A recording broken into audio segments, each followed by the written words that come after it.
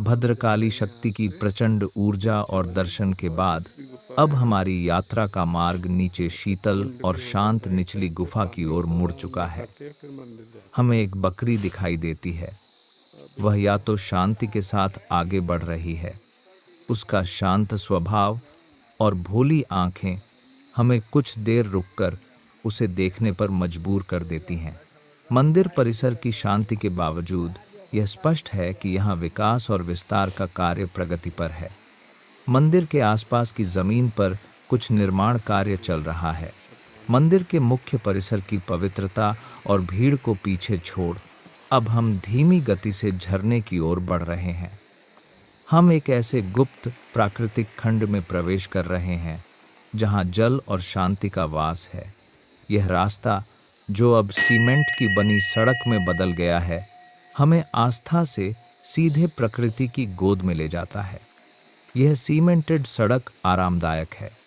यह नई सड़क भक्तों की सुविधा के लिए बनाई गई है, लेकिन इसके किनारे आज भी प्राकृतिक सौंदर्य बरकरार है। हम चलते हुए भी दाहिनी ओर फैले पहाड़ों और घाटी के विहंगम दृश्यों का आनंद ले रहे हैं। इस शांत और सुंदर यात्रा में मैं अकेला नहीं हूँ। मेरे साथ हैं मेरे सबसे प्यारे साथी, मेरे भाई लोग। एक प्यारी सी छोटी सी बच्ची, वह अत्यधिक उत्साहित है।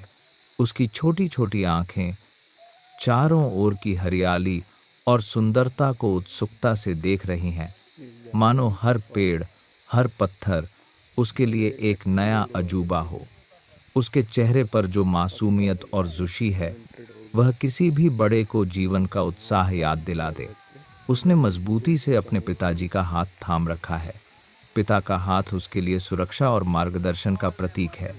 उसके उत्साह को देखकर उसके पिता के चेहरे पर भी एक गर्व और संतोष की मुस्कान आ जाती है। हमारी यह तीर्थ यात्रा केवल आस्था की नहीं, बल्कि भाईचारे के बंधन को मजबूत करने का भी एक जरिया है। वे मुझसे थोड़ा आगे आगे चल रहे हैं।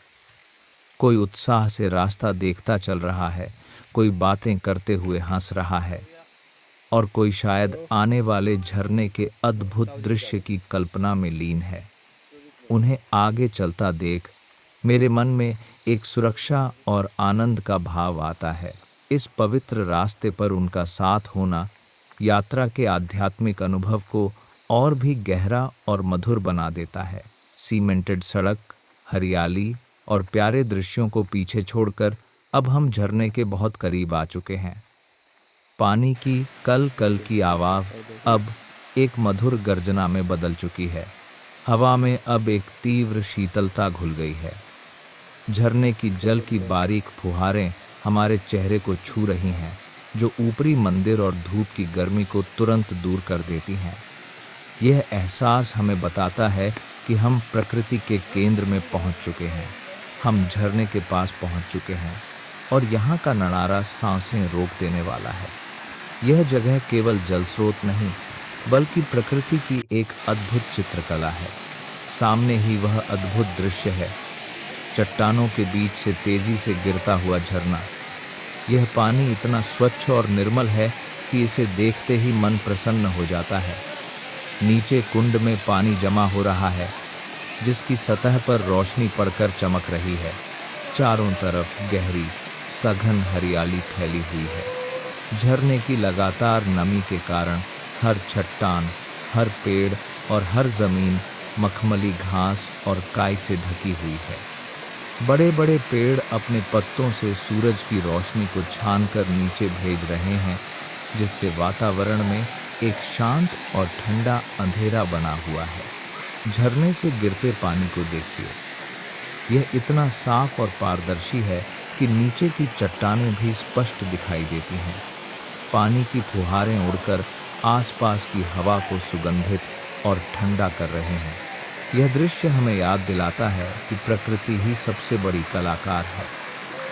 इस जगह की शांति, ठंडक और जीवंत हरियाली ऊपरी मंदिर के दर्शन के बाद मन को परम विश्राम और संतोष प्रदान करती है। यह हमारी तीर्थ यात्रा का सबसे मनमोहक और शांत पड़ाव है।